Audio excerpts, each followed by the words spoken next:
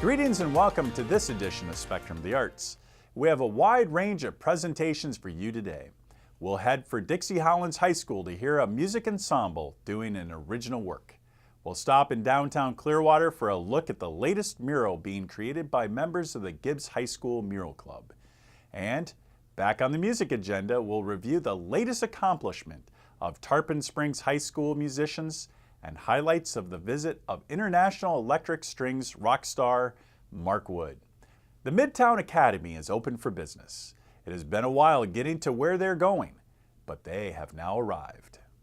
This is 3 years in the making, and so when you hear me say Midtown in the making, it's been a long time coming. So I would mirror what my teachers and faculty said is, what is there not to be excited about? We get to meet new families, we get to make strong connections to the community, we get to expose our scholars to many different things that they haven't been exposed to previously in our school, and so it's just in the words of Miss Salgado, an exciting time at Midtown. We think of our first year in our program, we think of it as an exploratory year. And so we think about the world at their door. And so many of our scholars that live in this community and our surrounding communities have never really had a chance to experience what's happening in downtown St. Petersburg and all over our beautiful city. And so giving them that opportunity to make connections to, I think is going to give them more experience and a more worldly knowledge of different things, and especially because museums will expose them to different cultures. The theater will expose them to different things, as well as their musical opportunities, and so it's just going to be able to make a connection for them in areas that they have not before, even though they've been here all of their lives. We started this in speaking with the community 2 years ago, and so one of the questions that we reached out to our community and our families is, what did you want us to offer? What would you like us to offer? We have this very unique opportunity at Midtown Academy, and so what is it that you would like to see? And our families identified things like art, dance, language, music, instruments, and so we really thought about how can we honor all of those interests and requests. And out of that was born the school-wide enrichment model. And so we get an opportunity to expose our scholars to all of those areas and even ignite some passion in areas that they hadn't even thought about before. The school-wide enrichment model is a gifted model for all scholars, and it is based through Renzulli Learning, and they have an opportunity to take an interest survey. And through that interest survey, we match scholars with faculty members and staff that also have same or like interests, and they get together once a week and identify different things. They could have a guest speaker where in that area of interest. So say if it's photography, for example, the leader of the SIM cluster could bring in a photographer to talk to scholars, and the hope through that is that it would ignite something in scholars like, I like photography, but I didn't know that there was a such thing as photojournalism. And so, and it's also to, as they think about those things and ignite those passions, to think about, is there something that we could use in our interests and talents to maybe solve a real world problem? And so they could end up knowing and learning about Midtown community, the Midtown community, and say, hey, we want to do a history of Midtown through photography. And through that school-wide enrichment cluster, they may take photographs, create a book, present it to the community. And so it's just a great way to, I would say, use their interest to spark other passions, and ultimately what we want them to do is be real world problem solvers. So how can they do that in an area that they have an interest? And when you're interested in something, you're going to be pretty good at it. So it also allows them to be successful. In recent years, St. Pete has become an international destination for the arts. And where Midtown is, all of these wonderful resources are in our backyard. We have access to world-class museums, vibrant art districts, festivals, just a great art scene that the kids have access to right down the street. Each lesson in our cultural arts art class is either based on an art culture, global culture, influential artist, an art movement, and of course the artwork that are at the area museums. So We start in the classroom. We give an introduction to who we're learning about or what movement we're learning about. And then we take a trip, and that really exposes them, and this is for music as well. It gives them real life experience. Seeing a piece of artwork in real life is completely different than seeing it at the screen. And they have access to this kind of community, kind of collaboration of learning from art teachers from Midtown, obviously, museum professionals, and local artists.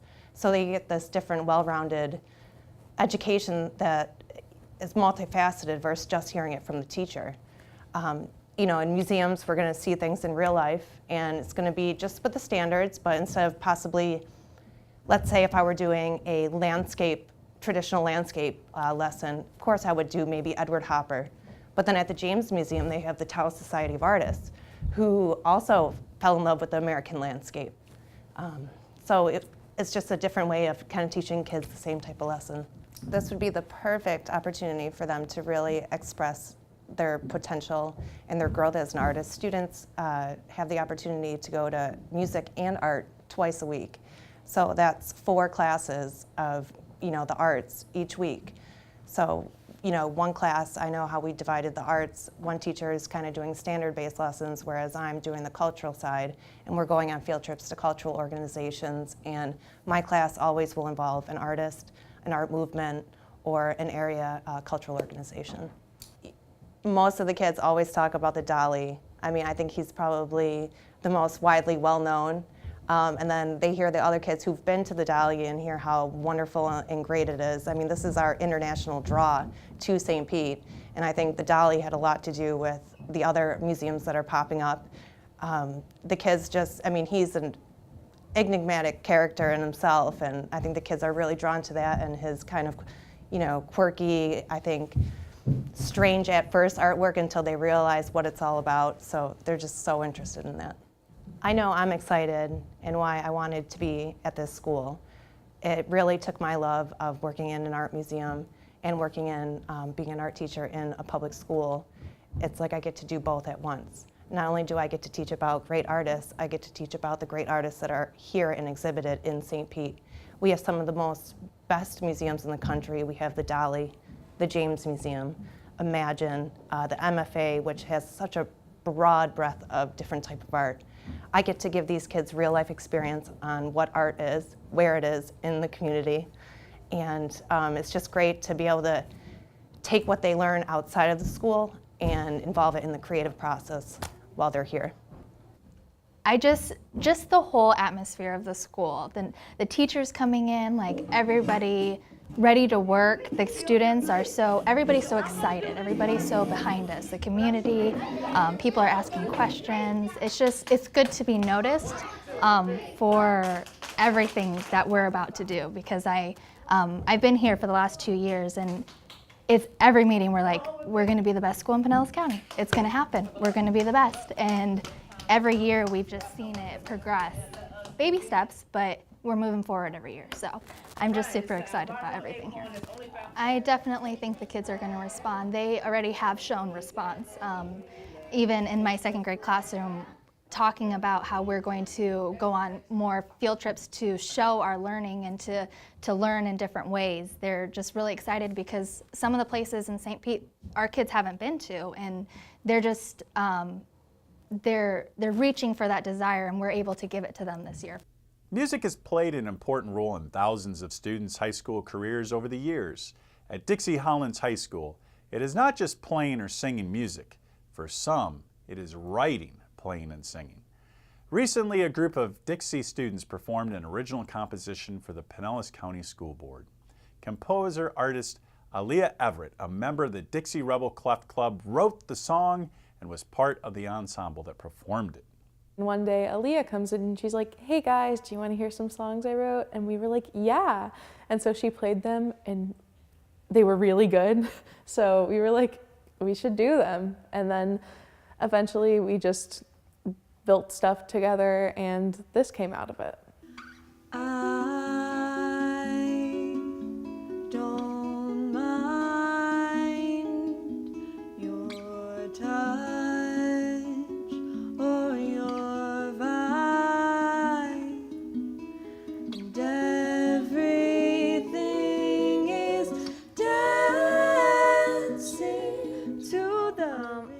the song like full way through, and then I showed it to my music teacher, Dr. Stefanik.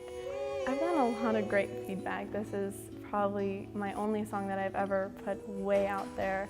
I auditioned for Walker's Rising Stars with it, and then this, and then he wants me to perform it in the winter concert, so it's a lot of good feedback. The Rebel Clefs, which is our a cappella group, we were kind of like looking for different songs to just try out and like sing with.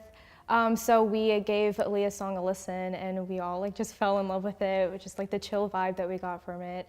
And honestly, it's like my style of music, so I was really excited to be a part of it, and just like started messing around with some background vocals and harmonies, and we just kind of put this song together. For you, for you, for you, for you, running through the garden of roses. For you, for you. We were slated to perform for the school board. We were doing the Star-Spangled Banner, got a great arrangement of that. So we worked on that pretty heavily, and then we were going to do another song, an arrangement from the show Hamilton. So it was written by Lin-Manuel Miranda, arranged by Alex Lacamoire, and it was almost there, but it wasn't quite performance ready. Luckily, this coming Friday, it will be performance ready because we've had some time since that first meeting. So Dr. Stefanik and I had a late night conversation. Oh gosh, what are we gonna do? I don't think the song is ready. We should do something else. And he mentioned that Aleigha had just auditioned with this beautiful song. It's a song that I had heard previously because she had played it for me, a recording of it. And I knew that these students, we would be able to work in a very short amount of time to assemble something that made it feel more like an ensemble performance and less just a solo. And they were able to come up with those harmonies and access what had been recorded and turn it into a live performance in a matter of hours, not days. Well, she originally had like background vocals already, so we kind of just like did those and maybe added another octave to a harmony, or just kind of like built chords with her voices overall. So I guess like us as individuals each kind of had our own part to it, really. We had a period where Aleigha like announced the song and it was still kind of just like floating an idea, I guess. But we decided that we all like loved the song, like it was really gorgeous and really well written. And so we decided to take it further, and then so we started experimenting with like, you know, different harmonies and chords we could create with our voices, and decided to do it as a performance. I honestly see it in my future as probably maybe a performer, but I'm not exactly sure yet. But I know I'm definitely going to write songs. I'm looking into being a lyricist for a profession, but I'm not quite there yet. I've always wanted to be a singer and like do music as a profession, so doing something like this definitely is like something I love and what I want to do in the future. The best part would pretty much just be performing and getting to know the other members well.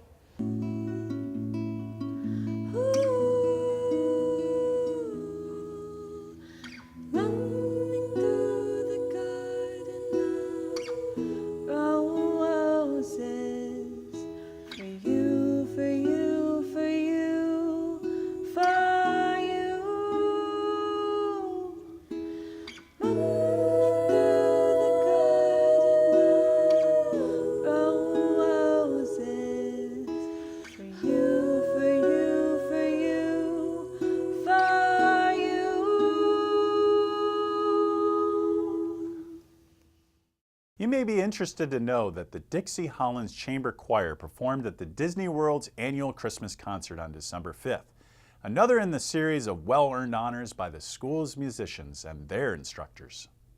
The Gibbs High School Mural Club of St. Petersburg is at it again. The Gibbs Club was one of the 5 teams selected to work on 5 different buildings in Clearwater, as part of an effort to improve the visual appearance of downtown Clearwater. 3 Tampa Bay region muralists, one from Gainesville and another from Uruguay, were selected by the city's Community Redevelopment Agency for the task. For PCCA teacher Brian McAllister, this project fell directly into his area of expertise. The city of Clearwater put out a call to artists this summer for 5 walls that they had. So I put our artwork in there based on a portfolio that we had. And out of 144 applicants, we got selected for one of the 5 walls. And here we are today in downtown Clearwater, working, painting on our days off. It's our Thanksgiving break, so it's our time to actually get out for the entire day and really get some work done. Brian McAllister has been at PCCA, this is his 3rd year, and when we were looking for a faculty at the PCCA program, one of the things that really struck with us was that he painted murals at the school that he came from in Saipan. And so that's just when Shine was starting to happen in St. Petersburg, and we thought that was just fantastic. And we were like, we're gonna like totally support you if you wanted to do this. And when he got here, he just went and started finding walls and doing these beautiful murals everywhere. He established the Gibbs Mural Club right away, and we've been working on it since. An interesting factor in this project is that the students and teachers took time from their Thanksgiving vacation to get it done. You know, they're really motivated to be active in the community, in the art community, and it also helps them with building their painting skills, team building skills. You know, they love getting outside and painting and hearing the reaction from the community and seeing what happens when they get recognized. It's really fun to watch for them and for us, and especially for the city of Clearwater. You know, there's not too many murals down here, so we're really kind of getting in at the beginning of hopefully something that continues for years to come. This mural, as most do, has a story behind it. Brian explained the thought process behind its development. The design for this one came from a lot of different inspiration. We wanted to do something that was related to Clearwater, but the city wanted us to stay away from sea creatures because they wanted to distance themselves, since it's a downtown project, you know, separate themselves from the beach a little bit. So instead of sea creatures, we were thinking about, we're actually painting at the Flag Company here on Cleveland Street. So we wanted to dedicate something to them as well. So the idea really came from the Florida seal that's in the center of the flag. It's basically a deconstruction of that Florida seal. We have the Native American woman dropping hibiscus in the water. But then we went a little bit further, so we tied in some of the wetland birds with the great blue heron, the pelican, the skimmer. There's a series of spoonbills that are kind of peeling out of there. They're all morphing out of the hair. And we also wanted to kind of tie in a little bit of history of the area. And since we're protected, it's said that we're protected by the Native Americans from storms. That's why we have a big storm on the left side, and the hair is kind of blowing in that direction, almost as if she's guarding us or protecting us from that storm coming closer. In that direction, the hair is kind of flowing with the birds coming out, which you see them painting up there. And then there's a storm over there. Now, also on the Florida seal, there was a sailboat, steamboat, so we threw that in there for the flag. And then above that, right now, kind of roughly blocked in, is a storm. So you'll see some rain coming down. There'll be a couple lightning bolts through there, and some dark, stormy clouds. So she's kind of blowing away or protecting the land from the storm that's coming in. I've been thinking about going into arts education or arts and music therapy. I want to do something meaningful, something where I can help other people. There are core students that show up, and they're kind of like the supporting, you know, group of kids that do. But there are newcomers. You know, every year we have younger freshmen come in, and so they chip in, and it's a great experience for all. Well, exposure just as an artist, doing these like huge paintings where a lot of people are going to see is really nice. It's a lot of fun just to do it in general. And I also just enjoy the idea of making the neighborhood look as beautiful as the people inside of it. These are all art students with the Pinellas County Center for the Arts. It's at Gibbs High School, so the club's open to all of Gibbs High School. This mural, it's been more of the PCCA kids, but we have had a lot of kids jump in from, you know, it's open to everybody, so it's not exclusive. Anybody that wants to get involved at our school is more than welcome to to jump in and grab a brush and start painting. Seminole Middle and Bowder Elementary Orchestra Director Keely Worley is deeply involved with Electrify Your Strings. She participated in the program as a high schooler, and now she participates as a music teacher. So what is Electrify Your Strings, and why is it so powerful? 1, 2, 3, 4. It's a music outreach program that involves orchestra, and it basically teaches children the fundamentals of music, but applying it to rock music. So they learn a whole variety about rhythms and bowings, all through present-day music. So Mark Wood is actually the creator of this program, and he just comes in and he teaches the kids everything he knows about professional string playing. So he really brings this inspiring element where he teaches them how to rock out on stage and how to be confident and how to really express themselves through their instrument. Adapting to the rock genre has been a really great experience for me because I like all music, you know. Like, I'm not just a one type of music person, I like a lot of types of music. And being able to adapt to the rock genre really allows me to expand what I can play as a musician. We do 2 to 3 schools a week. I'm traveling 8 months out of the year. We've got 12 artist mentors, which is what I call myself. When we go into schools, we have singers, brass players go to the band, to the choir, and then to the orchestra. And we do this around the world, empowering teachers and students with the importance of expressing themselves in the music, not just expressing a composer's wishes. So I am trying to integrate improvising technology and American styles into this experience. I saw 200 string players, 200. Hallelujah, party, celebration, thank you for picking the viola. But now our job is half done. Our job now is for you to find yourself, see the reflection of your personality when you look at your instrument. So far, he's really changed my views on the instrument, and he's really taught me that I can play more than just one type of thing on my instrument. I think that the experience has been a really, really cool one for me, and one that I would probably remember my whole entire life. The middle school orchestra director, Keely Worley, when she was in high school, she participated in Electrify Your Strings as a student, and she said it had inspired her to become an orchestra director. And so when she got here as the Seminole Middle School orchestra director, it was her dream to give her students the same experience that she had gotten. And she talked to me about it, said, hey, would you like to do this combined? And I just thought it sounded great. So I've been on board and we've been doing it together. The way that they're benefiting and have been, you know, right now as we speak, this is the end of the process. We're one day out before the performance. We've been actually working on this since almost the first day of school. So first, it's been a great motivator for the kids. We had told them about it last spring. They knew it was coming. And it was something very exciting to start the school year off, get them practicing, getting them really just excited about being in orchestra in the high school. And in string orchestra, we generally play classical music, Handel and Mozart and Bach, and some contemporary composers as well. But Electrify Your Strings was really an opportunity to explore a different musical style. And because it's rock and roll, it's aggressive, and so the kids have been learning to play aggressively and to kind of get them out of their shell a little bit. Also, it's been beginning to teach them the art of improvisation, which as a jazz band director, I teach my jazz band students. But in string orchestra, there often is not as many opportunities for the kids to learn how to solo and improvise. So that's part of what's going on here too.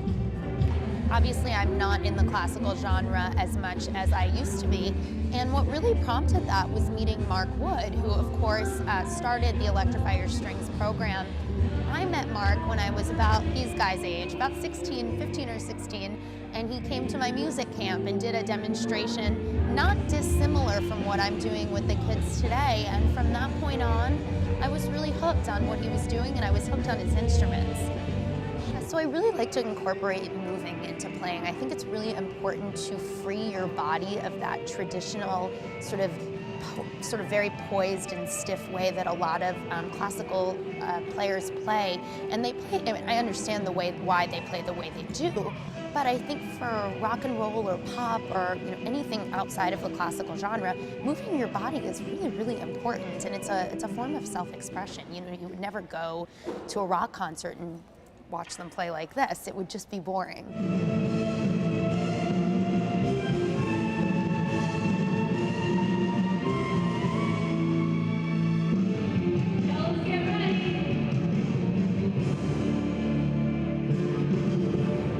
Yeah! Another trophy is landed on the shelves in the Tarpon Springs High School band room.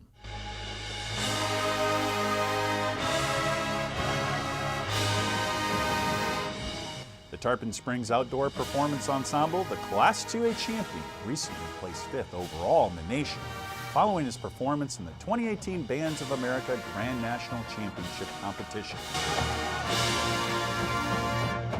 The ensemble performed a production entitled RP1, which was inspired by Ernest Cline's novel Ready Player One, that takes place in 2045.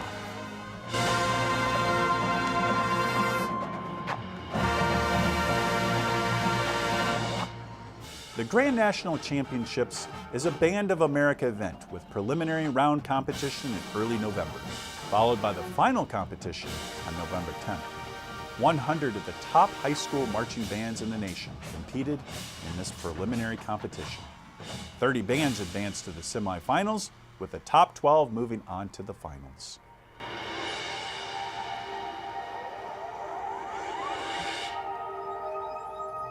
It was another in a series of titles won by the Tarpon Springs Outdoor Performance Ensemble this year. It was named 2018 Bands of America's Orlando Regional Champion in October.